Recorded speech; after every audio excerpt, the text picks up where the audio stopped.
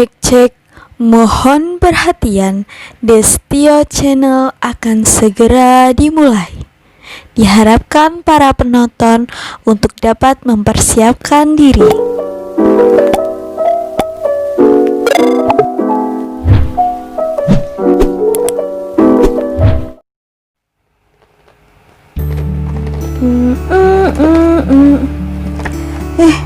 Banyak banget ya materinya. Bentar lagi bakal PKLRS. Apa aja ya yang harus disiapin? Kamu bentar lagi kan PKL rumah sakit tuh, udah dipersiapin belum? Belum, Kak. Nah, aku ada beberapa pertanyaan nih sambil kamu belajar untuk mempersiapkan PKL rumah sakit. Sudah ada 1, 2, 3, 4, 5, 6 pertanyaan yang buat dasar.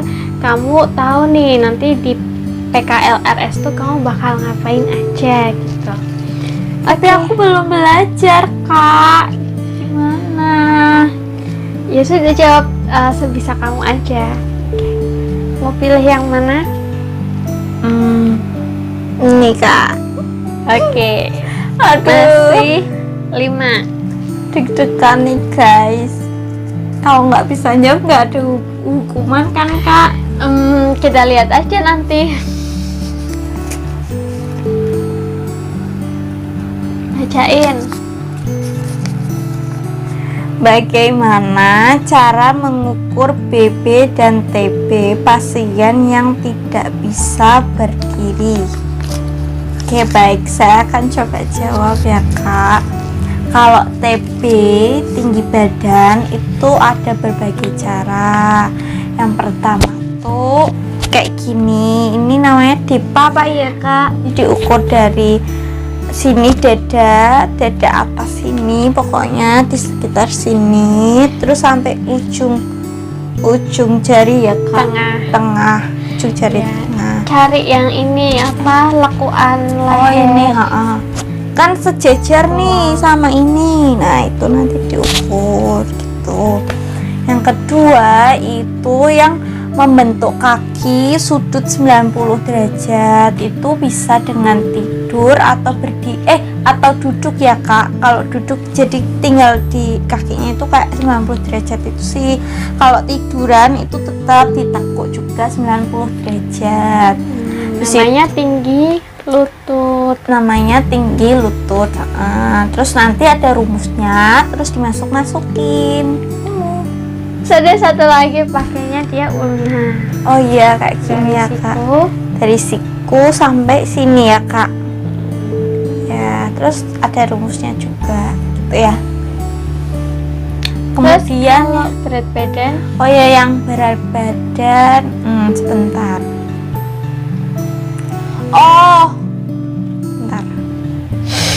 Yang ini lila. Itu jadi nanti diukur dari yang benjolan sini, habis itu nanti ditekuk gini kan, terus sampai ujung sini, terus dicari setengahnya, habis itu diukur ini gitu. Kalau misalkan pakai baju, kalau bisa dising-singkan, kalau enggak ya dilebihin sedikit gitu buat bajunya. Gitu. Terus apa lagi ya? Bisa mengukur dengan lingkar betis. Jadi pasiennya itu kakinya itu diposisikan 90 derajat ya, Kak. Habis itu duduk 90 derajat kakinya. Habis itu diukur dari bawah lutut sekitar 5 cm-an ya, Kak, di bawah lutut. Habis itu telapaknya itu kayak harus napak gitu. Terus diukur dari bawah lutut itu sampai ke telapak kakinya itu berapa. Habis itu dimasukin ke rumus. Habis itu dimasukkan ke rumus gitu. Ya, terus fungsi mengukur berat badan, tinggi badan itu untuk itu status gizi IMT ya. Oke. Tapi yang paling enak kalau untuk mengukur BB itu pakainya lila. Terus kalau untuk mengukur tinggi badan biasanya enak pakai ulna. Jadi tidak merepotkan si pasiennya gitu. Oke, lanjut apa ya? masih ada 5. Bismillahirrahmanirrahim. Penilaian tingkat kesadaran pasien dilihat dari ECS. GCS Glasgow Coma Scale meliputi reaksi mata, pembicaraan, gerakan. Kondisi sadar disebut kompos mentis. Ya, terus nilai EMV-nya berapa?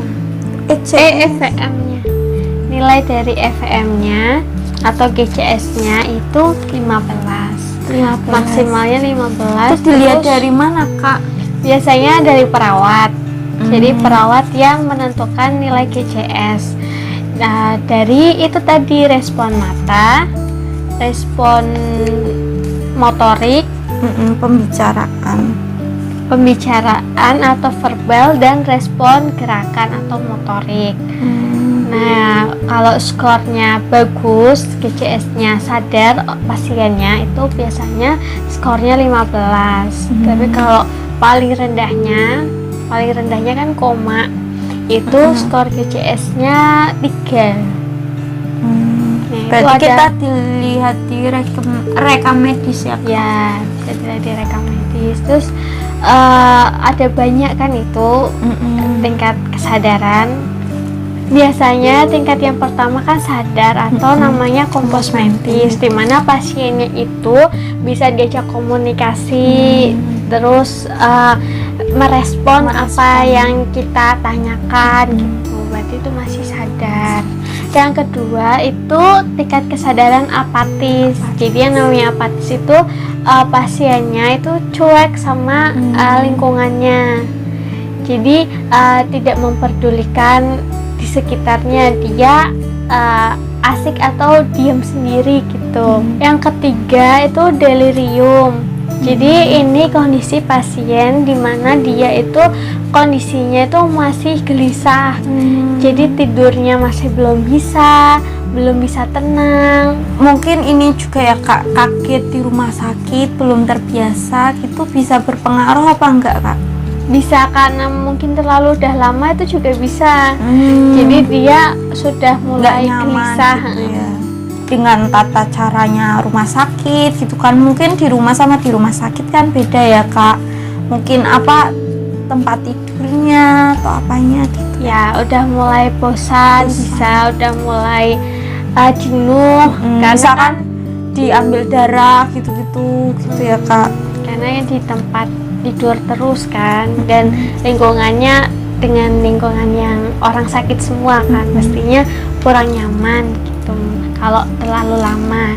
Kadang ada pasien tuh gitu, jadi dia mintanya pulang terus padahal kondisinya belum bisa pulang gitu, tapi dia bilangnya ya udah baik, ya udah tidak dirasakan lagi gitu. Itu kondisinya apa tadi? Delirium. Nah, kalau apatis nggak peduli. Jadi mana ada aku cuek. Kalau somnolen itu kondisi pasien tuh masih mengantuk, tapi kalau diberikan rangsangan dia bangun melek gitu, bisa diajak komunikasi bisa. Tapi kalau misalkan udah ditinggal nggak ada rangsangan lagi, dia bakal tidur lagi. Itu namanya somnolen. Kayak udah harus dirangsang dulu ya. Iya, harus sering diajak komunikasi gitu. Biasanya itu pasien dengan penyakit apa, Kak? Macam-macam. Jadi ya pasien yang sudah melewati operasi, kan itu ada biusnya. Nah, itu kadang pengaruhnya ke tingkat kesadaran itu. Jadi masih mengantuk, oleng. Ya, masih belum terlalu sadar, masih ngantuk. Tapi kalau dikasih rangsangan dia respon gitu. Terus tingkat kesadaran berikutnya itu sopor. Jadi dia sopor itu ngantuk yang sangat mendalam. Sopor. Ya, bisa merespon tapi dengan rangsangan yang agak keras. Kalau somnolek kan dengan suara atau dengan tembukan tuh dia sudah sadar. Tapi kalau sopor itu dia harus dengan rangsangan nyeri. Kayak dicubit gitu Kak. Dan tidak bisa menjawab pertanyaan dari kita. Jadi udah hampir tidak sadar karena nggak bisa diajak komunikasi. Kayak koma nggak sih Kak? Beda. Terus yang bawahnya ada semi koma. Jadi ini pasien kondisi yang sudah tidak sadar, tidak bisa dibangunkan. Jadi dirangsang pun dia sedikit sekali meresponnya dan sudah tidak bisa diberi pertanyaan. Jadi kalau kondisi pasien kini ya otomatis kita nggak bisa nanya ke pasiennya, nanya ke keluarganya. Dan tapi bedanya sama koma, dia dari pupil itu masih bisa melebar, jadi masih bisa merespon lewat mata. Terus yang terakhir koma itu udah intinya paling rendah, penurunan kesadaran dan tidak bisa respon sama sekali, termasuk mata, rangsangan, terus verbal itu apalagi kan udah enggak gitu. Dan biasanya ya udah di ruang intensif ICU yang koma. Terus dilihatnya lewat ini ya Kak, alat gitu ya, gitu. Oh iya. Iya enggak sih? Kan nggak bisa apa-apa. Ya biasanya pasien koma ya sudah dengan alat bantu di ruang intensif ICU gitu.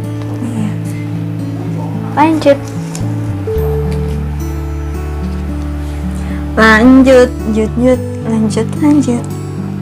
Tak ya. Kurang 3. Oke guys, untuk selanjutnya sebutkan contoh formula atau merek komersial dan jenis formulanya. Jadi yang pertama diabetasol, itu buat diabetes ya Kak. Ya dia rendah gula, rendah glukosa. Itu rendah glukosa untuk pasien dengan indikasi diabetes. Terus satu itu Nefrisol. Itu jenisnya Nefrisol itu rendah protein ya Kak. Untuk pasien ginjal, ya gangguan ginjal. Belum dia melakukan dialisis atau hemodialisa. Terus Nefrisol D untuk pasien ginjal, gangguan ginjal, itu yang tinggi protein, yang pasien yang sudah melakukan hemodialisa. Terus kalau untuk lansia yang tinggi protein, tinggi energi, itu yang disebutin ibu. Ensure. Selain itu juga bisa pakai Entramix. Itu. Kalau untuk balita SKM. Ya ada sih SKM, tapi ada lagi. Apa itu Kak? Satunya Entramix, Entrakit. Terus untuk penyakit hati tahu depannya tahu hepatosol. Oh iya, hepatosol. Terus hepatosol juga ada 2, yang satu hepatosol aja, yang satu hepatosol lola. Kalau misalnya hepatosol lola itu biasanya penyakit hati yang disertai sama ensefalopati hepatik. Jadi kayak udah penurunan fungsi otak. Karena dia terbuatnya proteinnya udah asam amino BCAA. Untuk penyakit kanker, Untuk penyakit kanker, namanya Nutriken. Nutriken.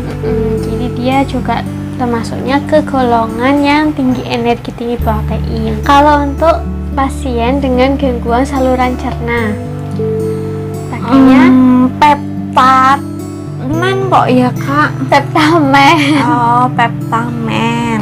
Ya, itu karena dia pakainya proteinnya 100% protein whey dan golongannya MCT itu. Jadi dia tidak memberatkan fungsi dari saluran cerna. Oke. Next. Oke, next. Thank you. Next. Apa nih?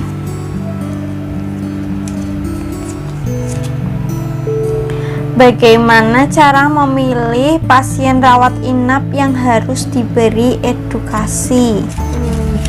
Kan pasien rawat inap banyak banget tuh. Nah, caranya kamu untuk memilih yang harus diedukasi secara mendalam dan dievaluasi itu yang bagaimana? Kalau menurutku itu dilihat dari sisa makanan. Bukan itu. Jadi begitu pasien masuk harus di Screening. Nah, screening dulu. Nah, kalau screeningnya dia kategori beresiko, maka lanjut ke Rawat assessment. assessment. Nah, kalau udah assessment baru bisa mendapatkan edukasi dan konseling. Nah, kalau screening kan beda-beda tuh. Bukannya screening dilakukan oleh perawat ya kak? Iya, untuk tahap awal biasanya perawat sudah menuliskan BB dan TB. Cuma kita harus validasi lagi dengan tadi metode yang sudah tahu kan. Untuk BB dan TB estimasi itu kalau bisa divalidasi lagi dengan pengukuran gitu. Dan tentang kalau di screening kan ada riwayat penurunan berat badan, riwayat penyakit, terus nafsu makannya gimana, itu jadi lebih terlihat apakah pasien itu beresiko untuk malnutrisi atau tidak gitu. Berarti kita harus berkolaborasi ya kak, sama tenaga kerja yang lain ya. Dan screening masih ingat gak untuk pasien dewasa menggunakan MST MUST ya, bisa MST atau MUST. Terus kalau untuk lansia MNA. Kalau untuk balita namanya Strong Kid. Ulangi ayo teman-teman. Untuk lansia MNA, untuk dewasa MUST atau MST, untuk anak-anak Strong Kid. Kurang 2. Iya.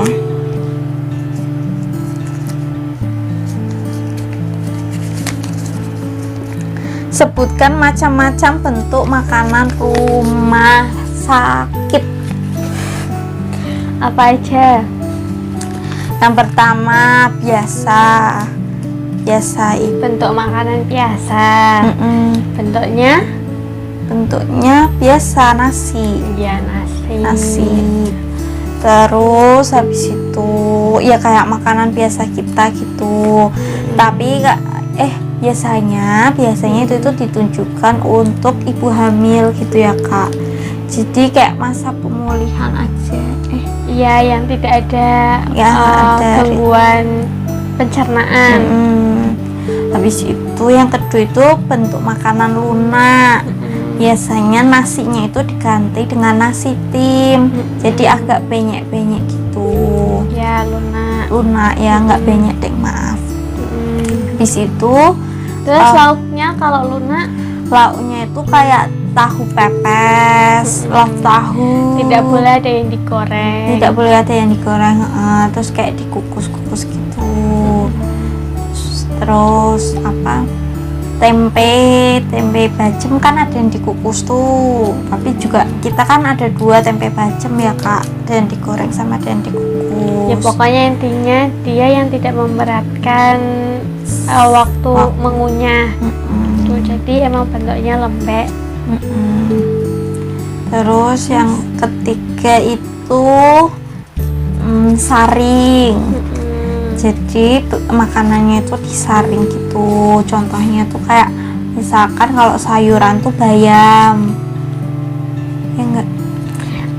Pakainya karbohidratnya tepung beras. Oh ya, karbohidratnya itu diganti tepung beras. Habis itu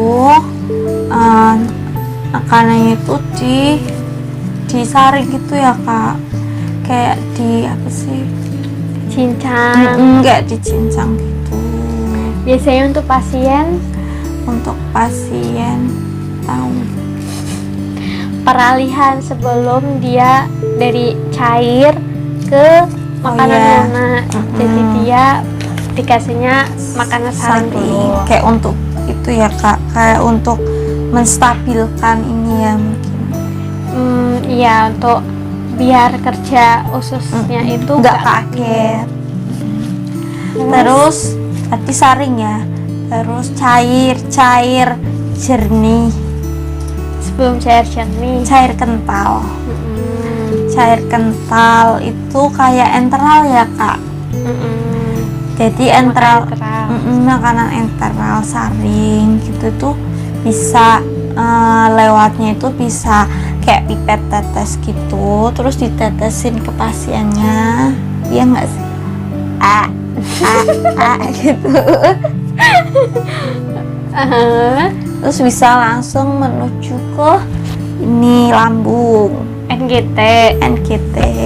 Tapi nggak selalu sih, kalau misalkan pasien itu masih bisa menelan dan minum kayak biasa, makanan cair kental itu bisa buat menambah asupan. Ya bisa dengan cara biasa aja diminum juga bisa. Jadi dilihat pasiennya gitu. Terus untuk enteral sendiri itu ada 2, ada yang komersial, ada yang dibuat sendiri. Itu menurut kelas ya, kelas yang diambil pasien. Biasanya kalau VVIP gitu biasanya pakai enteral komersial ya kak, atau enggak? Tergantung rumah sakitnya sih. Kalau misalkan rumah sakit yang sudah bisa memodifikasi makanan enteral sendiri, itu biasanya lebih hemat karena butuh biayanya lebih murah dibandingkan dengan enteral komersial gitu. Tapi kadang ada rumah sakit yang tidak mau ribet gitu, karena kan banyak enteral modifikasi itu kan dia harus higienis.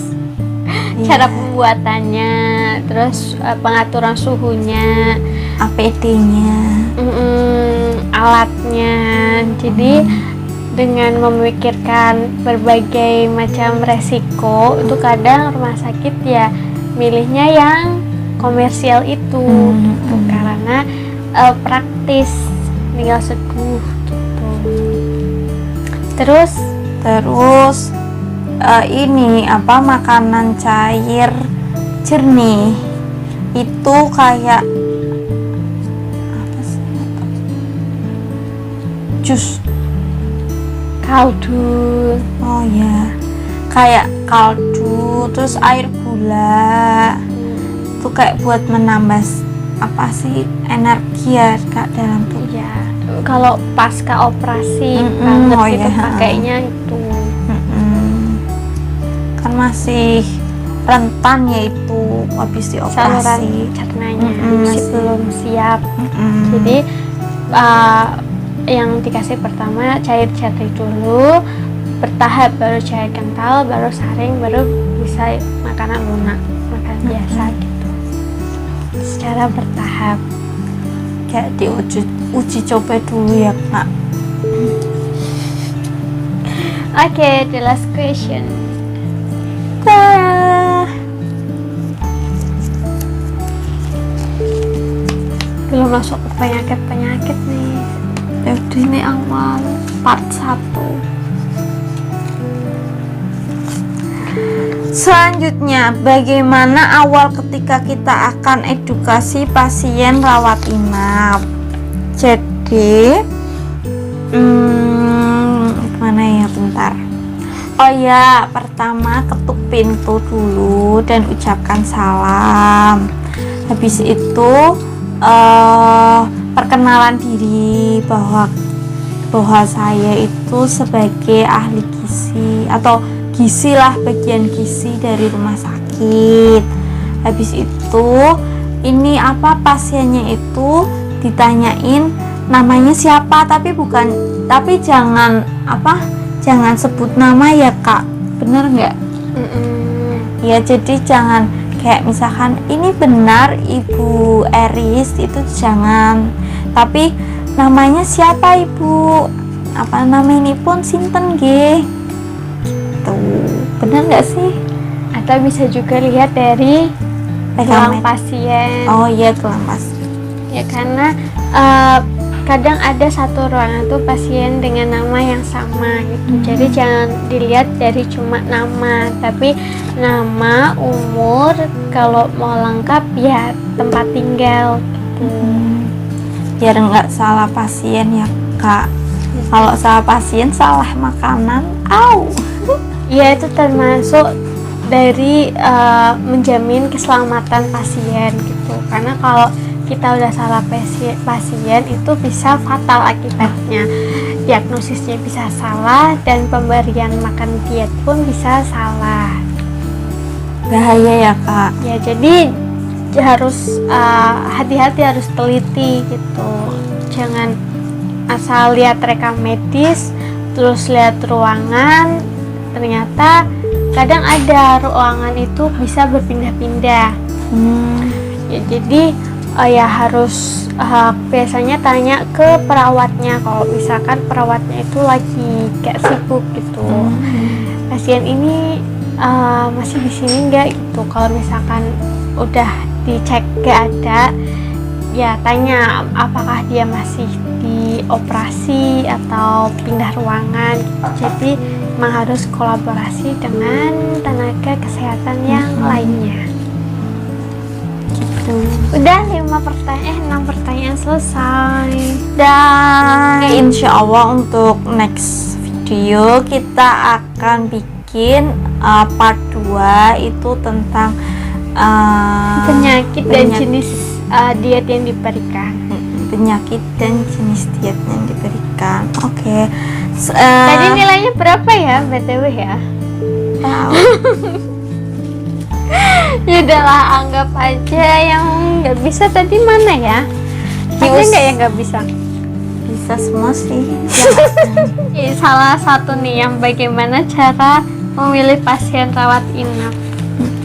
Tapi sekarang tuh pasien datang tuh harus di screening gitu. Jangan kalau misalkan dilihat dia sehat gitu, nggak usah di screening tuh, enggak. Jadi semua di screening, cuma bagi pasien yang mendapatkan edukasi yang berkelanjutan itu yang mengalami resiko malnutrisi. Bisa kayak misalkan kelihatannya gendut, ternyata dia punya odem, itu kan bisa aja ya Kak. Jadi jangan menjudge dulu. Nanti insya Allah juga mau bikin kesan dan pesan. Nanti ya udah masih lama ya, 3 bulan lagi. Kesan dan pesan PKLRS Selama pandemi itu bisa digaris bawah ya guys. Oke, sekian video dari kita. Semoga untuk kalian yang mau PKL bisa menjadi bekal setidaknya sedikit tentang bagaimana nanti pelaksanaannya di rumah sakit. Semoga bermanfaat dan semangat buat menjalankan PKL-nya. Semoga diberikan kelancaran kesehatan. Amin. Sampai nanti lulus. Sampai kerja sampai selamanya. Jangan lupa like, subscribe, dan komen. Yang pernah RS Mendan boleh, apa aja boleh deh. Ditunggu komenannya. See you on the next video. Terima kasih. Assalamualaikum warahmatullahi wabarakatuh.